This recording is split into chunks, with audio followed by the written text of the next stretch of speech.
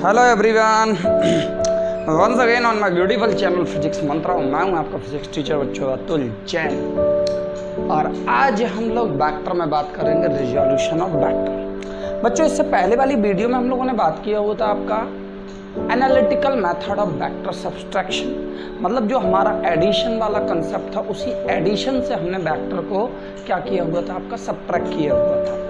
और आज के इस लेक्चर में हम लोग बात करने वाले हैं आपका रिजोल्यूशन ऑफ वेक्टर। अगर हमारे पास कोई वेक्टर है तो उसके कंपोनेंट्स के फॉर्म में कैसे हम लोग ब्रेक करेंगे या कैसे हम लोग इसको समझेंगे यहाँ पर।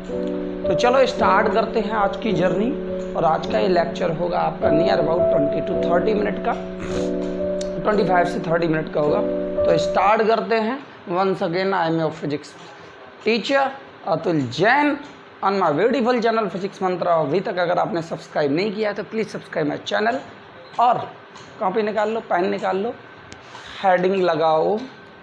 पहली हेडिंग है आपकी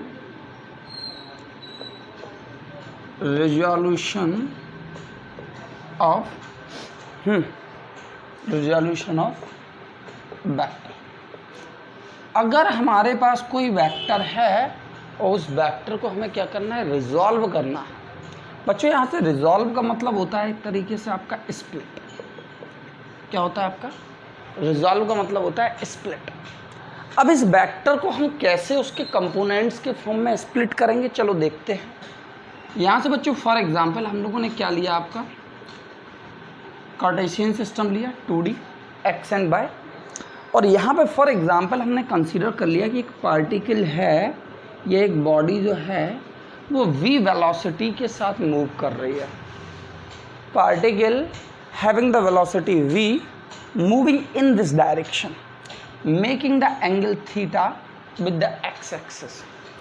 अब बच्चों बताना जरा, ये पार्टिकल जब इसको हम इस तरीके से मूव कर रहे हैं, इसको जब हम इस तरीके से मूव कर रहे हैं, इस तरीके से मूव कर रहे हैं, तो ये x डायरेक्शन में भी मूव कर रहा है, y डायरेक्शन में। देखो इसको, ये आ जाए x में इतना, ये हो गया फॉर एग्जांपल x1, ये हो गया y1। इस पॉइंट पे आ जाओ, ये हो गया आपका x2, ये हो गया y2, ये हो गया आपका x3, ये हो गया y3। मतलब यहाँ पे पार्टिकल अगर कुछ एंगल या बॉडी जो है वो आपका एंगल थीटा फॉर्म कर रही है, तो इसका मतलब है इसका जो इफेक्ट है वो दोनों डायरेक्शन में है, x में भी है, y में भी है। जब x और y में है तो इस v को हम लोग दो कंपोनेंट्स में रिजॉल्व कर सकते हैं। जिस डायरेक्शन में इसका इफेक्ट है, या x डायरेक्शन में जो इसका इफेक्ट हो, y डायरेक्शन में जो इफेक्ट है, उस डायरेक्शन में कितना इफेक्ट है वो हम कैलकुलेट कर सकते हैं, नहीं कर सकते हैं। चलो, तो यहाँ से इसको मैं फ्रेश डायग्राम बनाता हूँ बच्चों। यहाँ से ये वेलोसिटी v, ये एंगल थीटा, ये एक्सिस x और ये एक्सिस हो गई आपकी y, मेकिंग एंगल थीटा। ठीक है।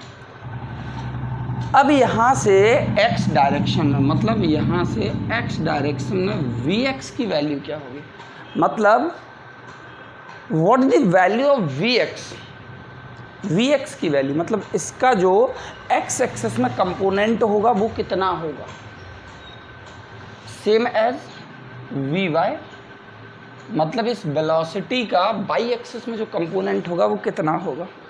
चलो, इन दोनों वैल्यू को कैलकुलेट करने के लिए हमने यहाँ से क्या किया बच्चों, एक परपेंडिकुलर डाला, मेकिंग द एंगल थीटा, ये 90 डिग्री का, ये ओ ए बी और ये सी। ठीक है। अब vx और vy निकालने के लिए हमने क्या किया बच्चों, यहाँ से ट्रायंगल लिया,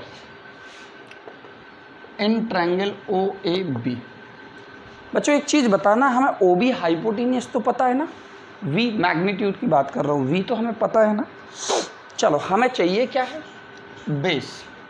बेस और हाइपोटेन्यूस के टर्म्स में कौन सा ट्रिग्नोमेट्रिक फंक्शन होता है, कॉस थीटा, क्योंकि एंगल थीटा है। बेस हो जाएगा आपका ओ ए और हाइपोटेन्यूस हो गया आपका ओ बी। ठीक है। तो यहाँ से ओ ए की वैल्यू कितनी हो जाएगी, ओ बी कॉस थीटा, और O A is equal to the O B की वैल्यू कितनी होगी, वी कॉस थीटा। और ओ ए को हम लोग क्या लिख रहे हैं, ओ ए को ही तो हम लोग हॉरिजॉन्टल कंपोनेंट बोल रहे हैं, V X is equal to the V cos theta. मतलब ये जो वी एक्स कंपोनेंट है वो कितना हो जाएगा, वी कॉस थीटा हो जाएगा। मतलब इस वेलोसिटी का वो component which is in the X direction, which is in the X direction, जैसे हम लोग हॉरिजॉन्टल कंपोनेंट भी बोलते हैं, जैसे हम लोग क्या बोलते हैं बच्चों आपका, हॉरिजॉन्टल कंपोनेंट, हॉरिजॉन्टल कंपोनेंट या component in the X direction, V cos theta. अब फिर से उसी ट्रायंगल में आ जाओ। अब हमें ये वाली वैल्यू निकालनी है। ये वाली वैल्यू बच्चों किसके इक्विवेलेंट होगी, इसके। अगर इस ट्रायंगल में ए बी की वैल्यू जो मैं निकाल दूँ, ये वाला वैल्यू क्या होगा, इक्वल होगा, होगा या नहीं होगा। चलो तो आ जाओ ज़रा। अब हमें चाहिए क्या, परपेंडिकुलर और हाइपोटेनियस हमें पता है, उसके लिए लगाओ sine function. Sine theta is equal to the कितना हो जाएगा आपका, परपेंडिकुलर अपन हाइपोटेनियस हो जाएगा आपका O B. A B is equal to the कितना हो जाएगा, ओ बी साइन थीटा। यहाँ से ए बी, ओ बी की वैल्यू कितनी है आपकी, वी साइन थीटा। और ए बी को आप क्या लिख सकते हो, A B is equal to the O C, O C is equal to the A B is equal to, जैसे लिख सकते हैं vertical component V sine theta. और ये कौन सा कंपोनेंट हो गया आपका, वर्टिकल कंपोनेंट हो गया। मतलब अगर मैं आपसे बोलूं कि ये जो वेलोसिटी होती है, ये वेलोसिटी का effect in both the direction होता है, हॉरिजॉन्टल में भी और वर्टिकल में भी। मतलब हम इसको कुछ इस तरीके से लिख सकते हैं कि velocity having the two component V X plus V Y, और इन दोनों का जो सम होगा वो v के इक्विवेलेंट होगा। किसके इक्विवेलेंट होगा आपका, v के इक्विवेलेंट होगा। इतनी बात समझ में आई बच्चों। चलो इसको नोट करो, फिर इस पर भी थोड़ा और डिस्कशन कर रहे हैं। हटा दूँ स्क्रीन को, पॉज करके नोट कर लो। तो यहाँ से finally the conclusion is what, finally the conclusion is what, ये जो वी एक्स हॉरिजॉन्टल कंपोनेंट है वो वी कॉस थीटा है, और ये वाला कितना हो जाएगा, वी साइन थीटा हो जाएगा।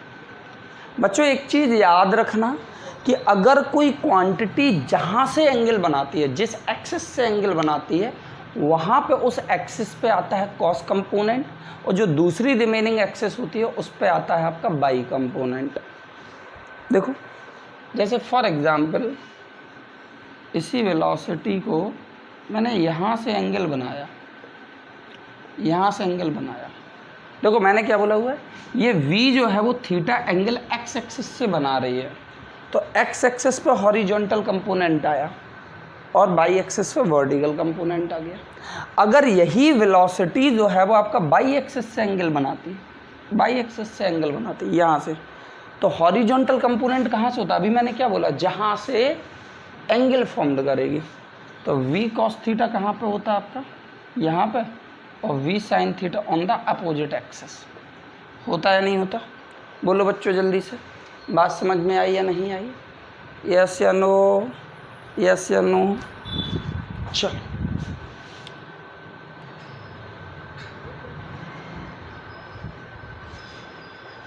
चलो तो यहाँ पे बच्चों एक चीज़ हम लोग लिख सकते हैं, V X is equal to the V cos theta, इसी को मैंने लिखा हॉरिजॉन्टल कंपोनेंट, ठीक है, हॉरिजॉन्टल।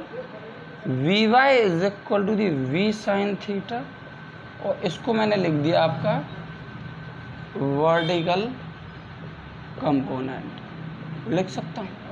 लेकिन इसमें मैं एक चीज़ और लिखे दे रहा हूँ, वी एक्स मतलब वो कंपोनेंट होगा जिस एक्सिस से एंगल बन रहा होगा, या उस एक्सिस पे कंपोनेंट होगा जहाँ से एंगल बन रहा होगा, और वी वाई अपोजिट एक्सिस पे जो एंगल आ रहा होगा, ठीक है।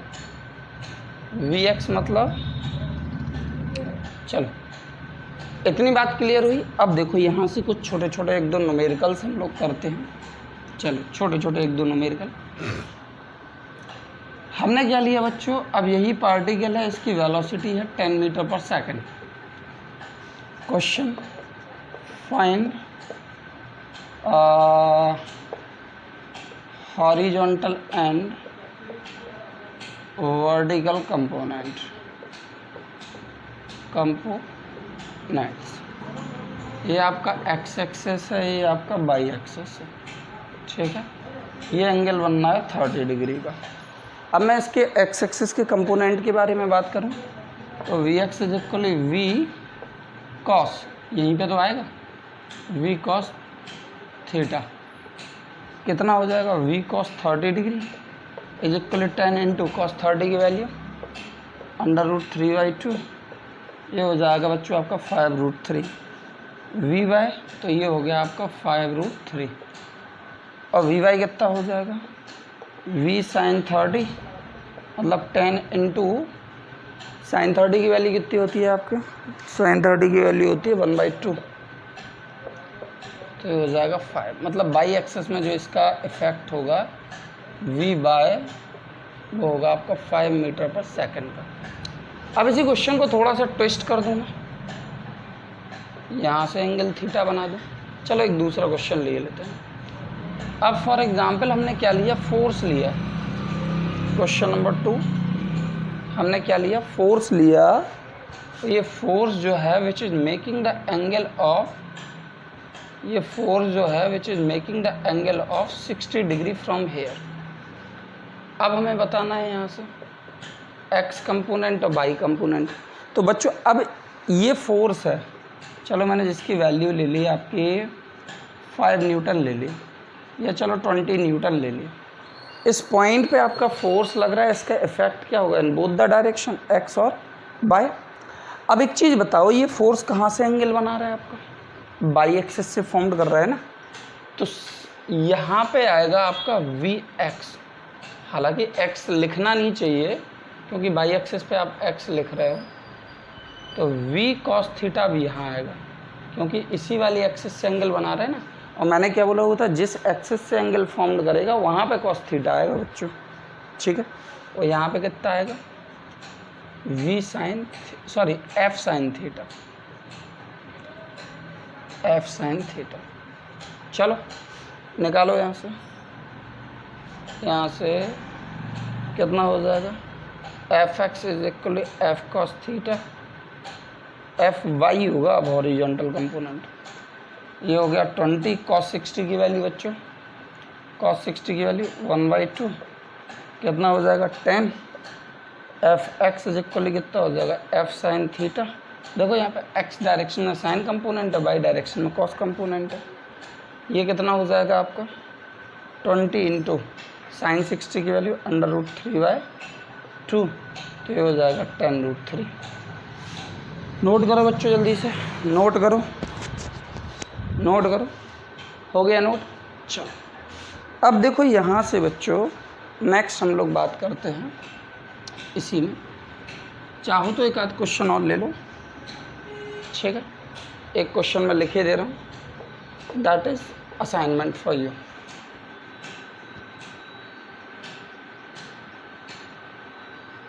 एक पार्टिकल है जिसकी वेलोसिटी है आपकी, चलो 15 मीटर पर second in the x by axis. तो आपको निकालना है क्या, फाइंड एक्शन बाई कंपोनेंट। तो सीधी सीधी बात है, यहाँ पे एंगल कितने का बनना है 90 डिग्री का, तो यहाँ पे कितना हो जाएगा आपको इस एक्स एक्सिस पे। मैंने क्या बोला था, जिस एक्सिस से एंगल फॉर्म करेगा, ये वेलोसिटी कहाँ से फॉर्म कर देगी 90 डिग्री का angle from the X axis, तो यहाँ पे आएगा वी कॉस थीटा और यहाँ पे कितना आ जाएगा वी साइन थीटा, ठीक है। तो वी साइन थीटा, सॉरी पहले वी कॉस थीटा आ गया, वी की वैल्यू 15, ये हो जाएगा कॉस 90 0, मतलब on the X axis there is no effect of this one component of the velocity. V sine theta कितना हो जाएगा बच्चों, वी की वैल्यू 15 और साइन 90 की वैल्यू 1 इंटू इतने, तो ये हो जाएगा आपका 15। मतलब इस एक्सिस पे जो वेलोसिटी का कंपोनेंट होगा having the value of 15 metre per second. चलो इतनी बात समझ में आई।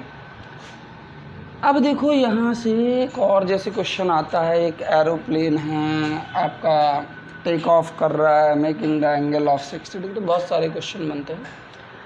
अब हमारे पास यहाँ पे एक क्वेश्चन आता है, क्या ये दो वेक्टर जो होते हैं जिनको हमने रिजॉल्व किया, स्प्लिट किया, इनके देयर कंपोनेंट में, क्या ये दो वेक्टर हैं इनके देयर कंपोनेंट, मतलब आधी इंग्लिश आधी हिंदी कभी कभी होता है। चलो, तो मैंने कहने का मतलब है कि अगर हमारे पास कोई वेक्टर है जिसको हमने रिजॉल्व किया उनके कंपोनेंट्स के फॉर्म में, तो क्या ये कंपोनेंट्स हमेशा एक्स और वाई डायरेक्शन में ही होंगे? क्या उनके ये कंपोनेंट हमेशा एक्स और वाई डायरेक्शन में ही होंगे क्या? नहीं, ये कंपोनेंट किसी भी डायरेक्शन में हो सकते हैं। ज़रूरी नहीं है मैं एक्स एक्सिस में ही लूँ या वाई एक्सिस में। जैसे फॉर एग्ज़ाम्पल ये फॉर एग्ज़ाम्पल हमारे पास वेलोसिटी है, ये फॉर एग्ज़ाम्पल हमारे पास वेलोसिटी है, और ये किसी रेफरेंस लाइन से, ज़रूरी नहीं है कोऑर्डिनेट सिस्टम ही, ये किसी रेफरेंस लाइन से 30 डिग्री का एंगल फॉर्म्ड कर रहा है। ये ज़रूरी नहीं है कि ये किसी कोऑर्डिनेट सिस्टम में ही हो, और किसी रेफरेंस लाइन से 30 डिग्री का एंगल फॉर्म्ड कर रहा है। तो अगर मैं इसको रिजॉल्व करूं, एक कंपोनेंट कौन सा आएगा? जिस एक्सिस से एंगल फॉर्म्ड कर रहा है वहाँ पे V X component, V cos theta, और दूसरा कंपोनेंट 90 डिग्री पे ये आ जाएगा आपका V Y is equal to the, ये वाला कंपोनेंट जो होगा वो V Y is equal to the V sine theta होगा। कहने का मतलब है ज़रूरी नहीं है कि जो हमारे पास वेक्टर है उसको हम स्प्लिट करें तो एक कंपोनेंट एक्स एक्सिस में हो, एक कंपोनेंट वाई एक्सिस में हो। कहने का मतलब है बच्चों कि अगर हमारे पास दो कंपोनेंट हैं तो वो दो कंपोनेंटों के बीच में, अगर हमारे पास किसी वेक्टर के दो कंपोनेंट हैं, उनको जब हम स्प्लिट करेंगे, उनको जब हम रिजॉल्व करेंगे, नहीं ऐसे नहीं, हमारे पास कोई वेक्टर है उसको हमने रिजॉल्व किया है, स्प्लिट किया, तो दो कंपोनेंट मिलेंगे और उन दो कंपोनेंट्स के बीच का एंगल 90 डिग्री होना चाहिए।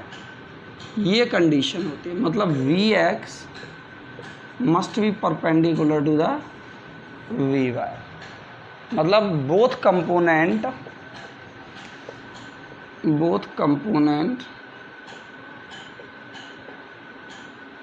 Must be perpendicular. ये दोनों कंपोनेंट हमेशा एक दूसरे के परपेंडिकुलर होना चाहिए।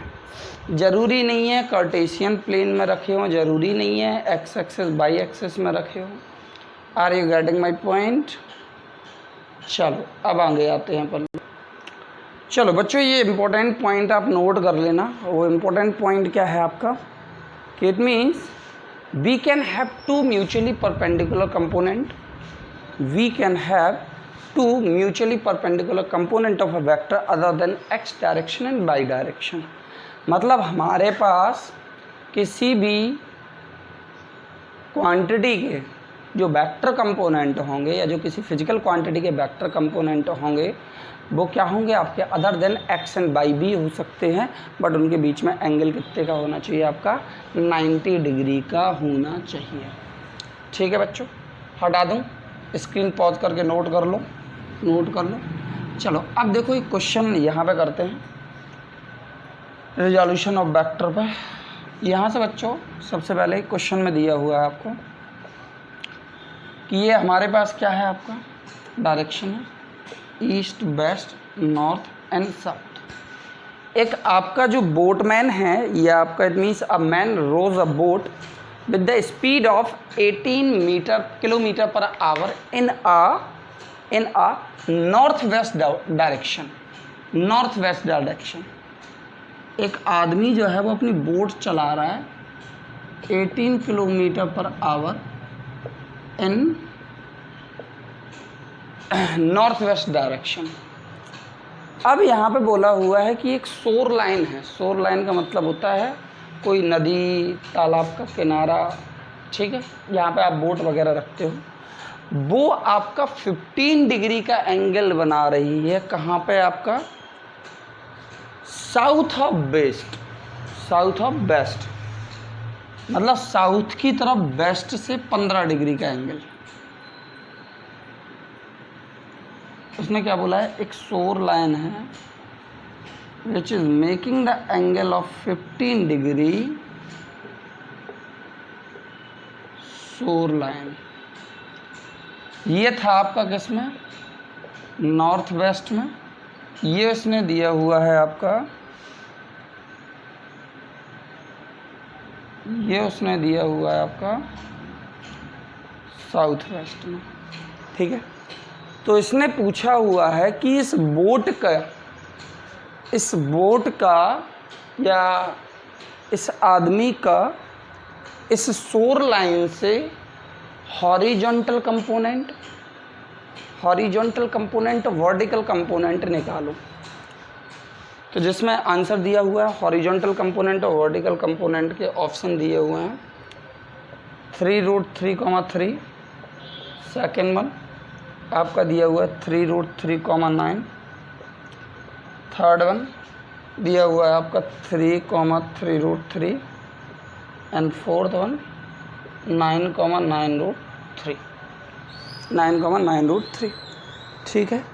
तो बच्चों एक चीज़ बताओ, अगर ये बोटमैन जो है that rows their boat in the north west, तो ये कितने का एंगल होगा आपका? मिड में जा रहा है at the angle of 45 degree. अब अगर मैं इस बोटमैन का एंगल देखूं आपका किससे? शोर लाइन से, तो टोटल एंगल कितने का हो जाएगा आपका? 60 डिग्री का। अब हमें बोटमैन का about the shore line component चाहिए है और अबाउट द परपेंडिकुलर कंपोनेंट चाहिए। तो भैया इसका इस शोर लाइन के अबाउट एक कंपोनेंट तो ये आ गया Vx, और एक component at the angle of 90 degree यही तो आएगा। दूसरा कंपोनेंट 90 डिग्री पे होगा ना, ये होगा V/, होगा या नहीं होगा? चलो Vx, जहाँ से एंगल फॉर्म्ड होता है, बोटमैन कहाँ से एंगल फॉर्म्ड कर रहा है? शोर लाइन से, having the total angle of 60 degree. तो Vx is equal to the V cos theta. V की वैल्यू है 18, ये हो जाएगा आपका cos 60 degree is equal 18 into cos 60 की वैल्यू कितनी हो जाएगी? 1/2, तो ये हो जाएगा आपका 9। Vy is equal to the V sin theta, ये वाला कंपोनेंट, तो ये हो जाएगा 18 into sin 60 degree is equal 80 into √3/2, ये हो जाएगा 9√3। मतलब option number 4 is corrected. Option number 4 is corrected. I hope बच्चों ये वीडियो आपको पसंद आई होगी। जितना हम लोगों ने यहाँ पर रिजोल्यूशन ऑफ वेक्टर पे बात किया हुआ है वो सारा का सारा आपको क्लियर हुआ होगा, ठीक है बच्चों। Thank you and have a good day to all of you. Next lecture में हम लोग बात करेंगे यूनिट वेक्टर पर। किस पे? यूनिट वेक्टर पर। Thank you.